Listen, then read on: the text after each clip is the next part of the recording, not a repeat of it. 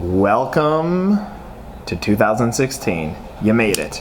And now, as a franchisor, a franchisee, a supplier, a franchise prospect, whatever category you fall into, is this going to be your year? Obviously, the hope is there.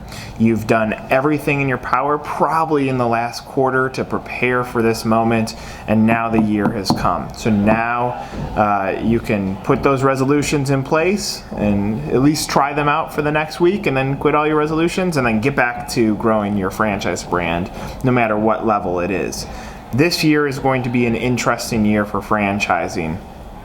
Clearly, we have the political climate that's going to take certain shape as the year progresses, it being an election year. That's going to create some interesting moments. We still have the attacks that are happening from Washington on franchising, and I very, very, very, very vocally believe that it's not because they're doing it to be malicious. They're doing it because they don't understand what franchising is. Staying on that topic for a second, I've seen some data and some research where people ask someone on the street what franchising is, and they say, well, it's a chain, and they can move different locations, and they'll get paid a salary. The business owner gets paid a salary by corporate. Blah. The point is, no one really understands it. So without having a clear-headed focus, those that are making these new policies, it's all based on opinion with a lack of data, and that's going to continue to be a challenge this year. I was talking with the Charlotte Observer, obviously a daily newspaper in Charlotte, about the temperature of franchising. How is it going to benefit, and what are the cons for 2016 in Charlotte? And I talked to her about limited availability, meaning I don't know that there's been more franchise prospects created, and in fact the number could actually be decreasing right now. But what I do know is there's more franchisors on the marketplace. So let's say there's 10 prospects, just for argument's sake, and there's 20 franchisors that want those 10.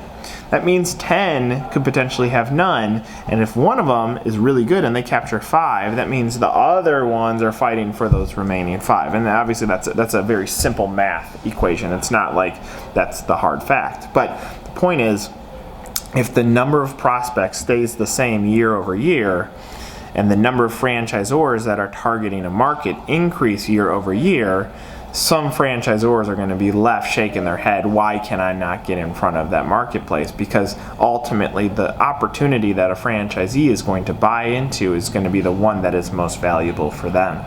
So if this is going to be your year, you have to find that 1 inch of difference. You have to find your ability to stand out as a franchisor so that you can capture as many of those prospects as possible.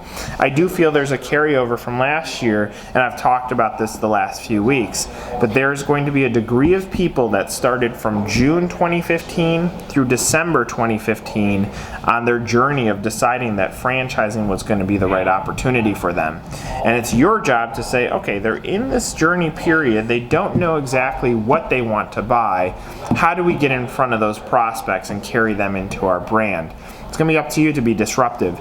This is why some of the brands that we work with are going heavy spend in Q1 and Q2 of this year. So if your budget is $100,000 for the year, perhaps they are spending 80 of it in Q1 and Q2 to fill that pipeline, knowing that those that become interested in franchising from January 1 through June 1, or the end of June, are going to be the ones that ultimately buy at the second half of the year, so that pull back the dollars when the pipeline is full and energize it again as we hit 2017. So if this is going to be your year, don't make it completely even from a budget standpoint. Spread it out. If this is going to be your year as a franchisee, maybe think about the same sort of philosophy. If you're going to spend X on marketing, what would happen if you really pushed it in the first half of this year to try to fill up your own pipeline, whether you're a moving franchise or you're a burger franchise or you're a pest control franchise, it doesn't matter.